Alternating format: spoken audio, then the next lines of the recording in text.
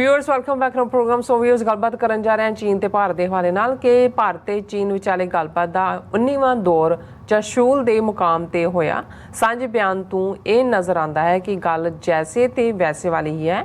सो मतलब कि भारत ने जड़ी 2000 किलोमीटर तो ज़्यादा जड़ी है जमीन चीन कोल गवाई है। चीन उसका 1 इंच भी वापस करने को तैयार नहीं है। सो इस बारे भी गलबात करन जा रहे हैं और नाल ही थोड़े जेडे यूट्यूब के उपर और फेसबुक के जेडे मैसेज ने वो भी आप एंटरटेनमेंट करांगे। सो असीं चाहांगे कि तुसां इसी तरह बने रहना। देखण सुन लिया लिखण लई तुहाडा सब दा बहुत बहुत धन्नवाद जी। डॉक्टर साहब की कहना चाहोगे? देखो, एक पंजाब दे विच काफ़ी वो पॉपुलर कहानी रही है कि भाई एक यही हिंदू तवी दुकानदार किस्म का बंदा है जिसका वाह एक किसान दे नाल पिया, झूठा सी, बेईमान सी, किसान ने ढा लिया, फिर खड़ा होया कपड़े कुपड़े झाड़ के फिर जाके कहना इब की बार मार तो देखो, उन्हें एक होर मारी, फिर ढा लिया, फिर निकलिया, फिर इब की बार मार तो देखूँ। तो इस दे नाल ही कहानी जिहड़ी है वो खत्म हो जाती है। हुण चाइना ये इन्हां दे अपने सोर्सिस हुण मनण लग गए ने कि गलवान क्लैश तो बाद जिहड़ा कि 2020 दे विच जून महीने च हुंदा है, 2000 स्क्वेयर किलोमीटर तो ज़्यादा टैरीटरी जिहड़ी है जिन्हों फिंगर फलाना ते ये पेट्रोलिंग पॉइंट ते दूजे तीजे कला एक नहीं किनियां थावां ते गलवान तो इलावा डेपसोंग, डेपचोंग, पेंगोंग सो लेक चाइना ने जिहड़ी है इन्हां तो खोई है। अच्छा। और बैठे ने अपनी मर्जी नाल जिथे भी आके वो बैठे है। और इस साल इहदे बावजूद कि इन्हां दियां तुसीं खबरां देखो कि 80,000 फौजी इन्हां ने जिहड़े फ्लाई करा के फिर उत्थे पहुँचाए और इस वेले बराबर दियां पोजीशनां लईआं होईआं। लेकिन ना मोदी दे मूँह चीन लफज निकलिया पार्लीमेंट जां बाहर भी चीन ने साडे नाल इह कीता है। पाकिस्तान नूं धमकाउण लई डराउण लई राजनाथ डिफेंस मिनिस्टर जदों मर्जी धमकी देई जाणगे अजे असीं LOC पहलां भी क्रॉस कीती फिर भी करांगे। लेकिन चीन ने ये दसदे हैं कि भी ये किन्ने जिहड़े ने वो बिल्कुल वर्थलैस ने जां ये किन्ने बेजान ने। इन्हां नाल गलबात दा सिलसिला जारी रखिआ भी कोई नहीं। हुण इन्हां दी खबर 19वां गलबात दा राउंड चलिआ 19वीं वार। हुण 2020 तो तुसीं देख लो कि भी आलमोस्ट 3 साल हो गए ने। India China to keep discussing LAC stalemate have hold 2-day corps commander level talks. Joint statement comes after 19th round of India China corps commander level meeting और उस दे विच उन्हां ने जॉइंट स्टेटमेंट च कहा कि जी असीं गलबात कर रहे हैं, ये गलबात असीं जारी रखांगे।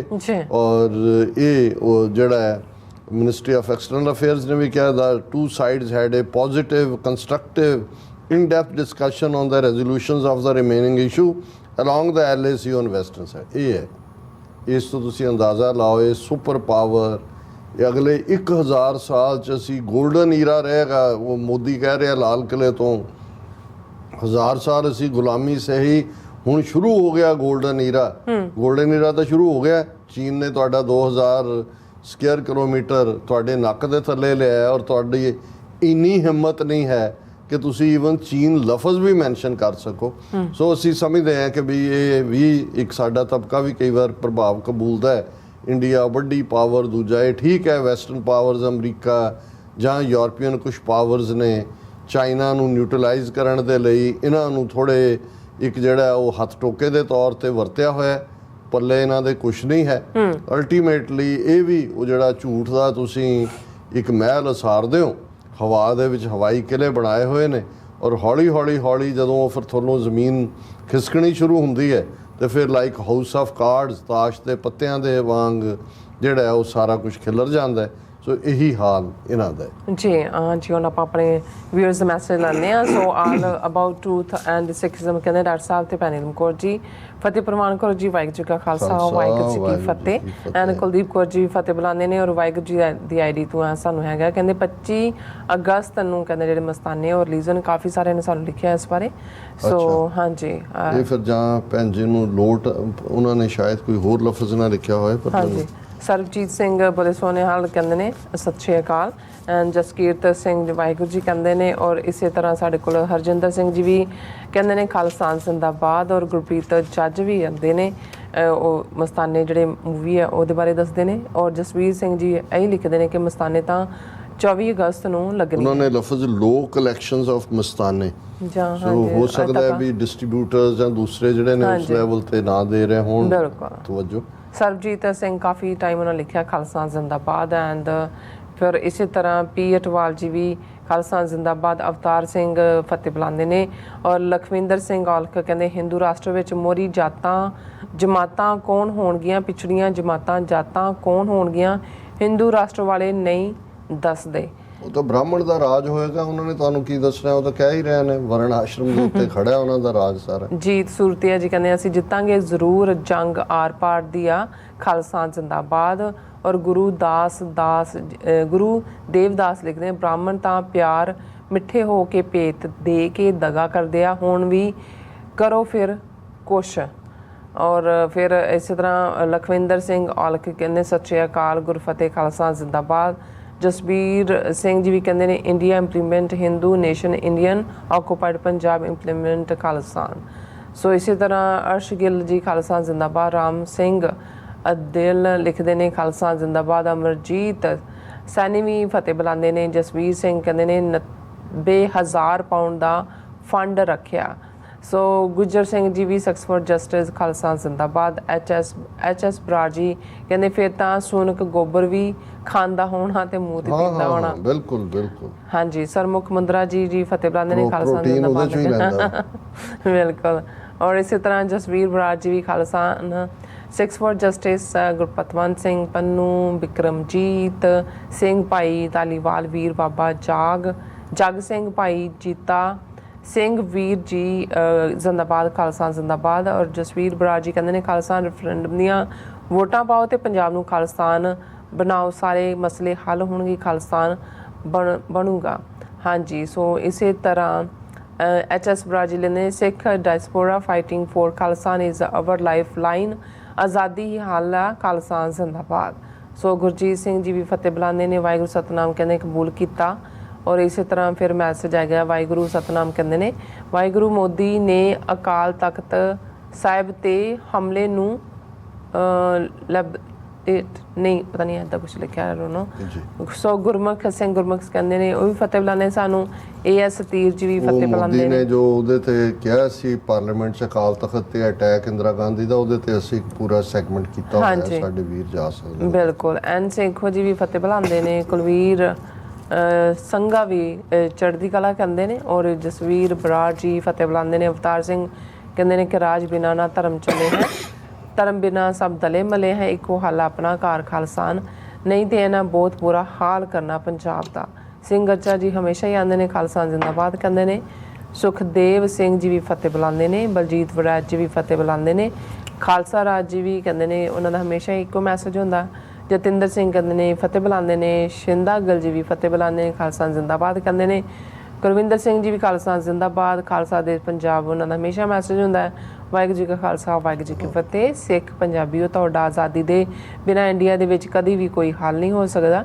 ਜੇ ਤੁਸੀਂ ਆਪਣਾ ਦੇਸ਼ ਨਾ ਬਣਾਇਆ ਤਾਂ ਸਿੱਖ ਕੌਮ ਦਾ ਬਚਣਾ ਤੇ ਬਚਣਾ ਮੁਸ਼ਕਲ ਹੋ ਸਕਦਾ। ਤੁਹਾਡੇ ਤੋਂ ਲੈ ਲਾ ਮੈਂ ਅਲਖ ਈਰ ਕਹਿੰਦੇ ਨੇ ਗੋਡ ਬਲੈਸ ਯੂ ਬੋਥ। ਹਾਂਜੀ ਫੇਸਬੁੱਕ ਤੇ ਸਾਡੇ ਵੀਰ ਟੋਨੀ ਢੀਂਡਸਾ ਲਿਖਦੇ ਨੇ ਸਾਨੂੰ ਸਾਰਿਆਂ ਨੂੰ ਵਾਰਿਸ ਦੇਸ਼ ਵਿੱਚ ਆਪਣੇ ਘਰਾਂ ਤੇ ਖਾਲਿਸਤਾਨ ਦੇ ਝੰਡੇ ਲਾਉਣੇ ਚਾਹੀਦੇ ਨੇ। ਬਿਲਕੁਲ ਜੀ। ਪ੍ਰਭਦਿਆਲ ਸਿੰਘ, ਸਤਨਾਮ ਢਿੱਲੋਂ, ਬਲਵੰਤ ਸਿੰਘ, ਦਵਿੰਦਰ ਸੰਧੂ, ਮਨਿੰਦਰ ਸਿੰਘ, ਇਹ ਸਾਰੇ ਫਤਿਹ ਬੁਲਾਉਂਦੇ ਨੇ। ਔਰ ਕਮਲ ਸਿੰਘ ਲਿਖਦੇ ਨੇ ਭਾਰਤ ਦੀ ਅਖੌਤੀ ਆਜ਼ਾਦੀ 80% ਤੋਂ ਵੱਧ ਲੋਕਾਂ ਲਈ ਕਿਸ ਤਰ੍ਹਾਂ ਦੀ ਹੈ। ਕਿਸੇ ਨੇ ਇਸ ਬਾਰੇ ਕੁਝ 17 ਇਸ ਤਰ੍ਹਾਂ ਲਿਖੀਆਂ ਨੇ। ਤਿੰਨ ਤਾਰੇ जूतों जैसे लोग बेचारे पैरों में पहने जाते हैं, जलसों और जुलूसों में संगीनों से सिले सिपाही वर्दी के मलदूसों में गोली से जो फट जाते हैं फेंक दिए जाते हैं सारे। तीन तारे जूतों जैसे लोग बेचारे, कि छतरा जोगे ने। ਔਰ ਬਿਲਾ ਨਿਲਾ ਇਹਨਾਂ ਨੇ ਸਵਾਲ ਕੀਤਾ ਹੈ ਕਿ ਜਿਹੜੇ BLA ਦੇ ਲੋਕ ਬਲੋਚਿਸਤਾਨ ਲਿਬਰੇਸ਼ਨ ਆਰਮੀ ਦੇ ਮਰਦੇ ਨੇ ਉਹ ਕਿਉਂ ਨਹੀਂ ਸ਼ਹੀਦ, ਤੇ ਅਸੀਂ ਆਪਣਿਆਂ ਨੂੰ, ਕਿਉਂਕਿ ਉਹਨਾਂ ਨੂੰ ਅਸੀਂ ਰਾਹ ਦੇ ਏਜੰਟ ਕਹਿੰਦੇ ਹਾਂ ਤੇ ਜਿਹੜੇ ਸਾਡੇ ਤਰਫੋਂ ਨੇ ਉਹਨਾਂ ਨੂੰ ਇੰਡੀਅਨ ਸਿਸਟਮ ਰਾਹ ਦੇ ਏਜੰਟ ਕਹਿੰਦਾ। ਬਿਲਾ ਨਿਲਾ ਜੀ, ਸਵਾਲ ਤੁਹਾਡਾ ਬੜਾ ਜਾਇਜ਼ ਹੈ, ਪਰ ਜਦੋਂ ਤੁਸੀਂ ਬਲੋਚਿਸਤਾਨ ਦੀ ਸਟਰਗਲ, ਉਹਦੇ ਕੌਣ ਜਿਹੜੇ ਨੇ ਕਲਾਕਾਰ ਨੇ, ਕਿਵੇਂ ਇੰਡੀਅਨ ਸਿਸਟਮ ਉਸ ਨੂੰ ਖੜਾ ਕੀਤਾ ਹੈ, ਔਰ ਜੇ ਤੁਸੀਂ ਇਹ ਕਹਿੰਦੇ ਹੋ ਕਿ ਖਾਲਿਸਤਾਨ ਦੀ ਲਹਿਰ ਦਾ ਜਿਹੜਾ ਉਹ ਤਾਲੁਕ ISI ਨਾਲ ਹੈ, ਫਿਰ ਤੁਸੀਂ ਪਿੰਡਾਂ ਵਾਲਿਆਂ ਨੂੰ ਵੀ ਉਸ ਖਾਤੇ 'ਚ ਪਾ ਰਹੇ ਹੋ, ਫਿਰ ਤੁਸੀਂ ਸਾਰੀ ਮੂਵਮੈਂਟ ਨੂੰ ਉਸ ਖਾਤੇ 'ਚ ਪਾ ਰਹੇ ਹੋ। ਪਰ ਜਿਹੜੀ so called Balochistan liberation army ਹੈ, ਜਰਾ ਕੁਲਭੂਸ਼ਣ ਯਾਦਵ ਦਾ ਇੰਕਸ਼ਾਫ ਦੇਖ ਲਓ ਕਿ ਕਿਵੇਂ ਇੰਡੀਅਨ ਏਜੰਸੀਆਂ ਨੇ ਜਿਹੜਾ ਉੱਥੇ ਆਪਣਾ ਤਾਣਾ ਬਾਣਾ ਜਿਹੜਾ ਉਹ ਬੁਣਿਆ ਹੋਇਆ ਹੈ, ਔਰ ਕਿਵੇਂ ਇਹ ਉਹਨਾਂ ਦੀ ਕਾਰਡ ਹੈ। ਸੋ ਇਹਨਾਂ ਦਾ ਕੋਈ ਮੁਕਾਬਲਾ ਨਹੀਂ। ਦੀਪ ਸਿੰਘ ਲਿਖਦੇ ਨੇ, ਫਰਕ ਬਹੁਤ ਹੈ ਸੱਚ ਤੇ ਝੂਠ ਦਾ, ਹਿੰਦੂ ਝੂਠੇ ਹਨ ਤੇ ਡਾਕਟਰ ਸਾਹਿਬ ਸੱਚ ਬੋਲ ਰਹੇ ਹਨ। ਬਹੁਤ ਸ਼ੁਕਰੀਆ ਦੀਪ ਸਿੰਘ ਜੀ, ਸਾਡੇ ਬਹੁਤ ਪੁਰਾਣੇ ਵਿਊਅਰ ਨੇ, ਆਲਮੋਸਟ ਜਦੋਂ ਤੋਂ ਅਸੀਂ 2012 ਚ ਸ਼ੁਰੂ ਕੀਤਾ, ਪਹਿਲਾ ਕਮੈਂਟ ਹਮੇਸ਼ਾ ਇਹਨਾਂ ਦਾ ਹੁੰਦਾ। ਸੋਹਣ ਸਿੰਘ ਮਾਇਲ, ਅਵਤਾਰ ਸਿੰਘ ਹਰਮਿੰਦਰ ਮੱਲੀ, ਟੋਨੀ ਢੀਂਡਸਾ, ਫਿਰ ਦੀਪ ਸਿੰਘ, ਅਹਿਮਦ ਬਿਲਾਲ, ਹਰਿੰਦਰ ਗਿੱਲ ਔਰ ਅਖੀਰ ਚ ਰਾਜਵਿੰਦਰ ਸਿੰਘ ਲਿਖਦੇ ਨੇ, ਵਾਹਿਗੁਰੂ ਜੀ ਕਾ ਖਾਲਸਾ ਵਾਹਿਗੁਰੂ ਜੀ ਕੀ ਫਤਿਹ।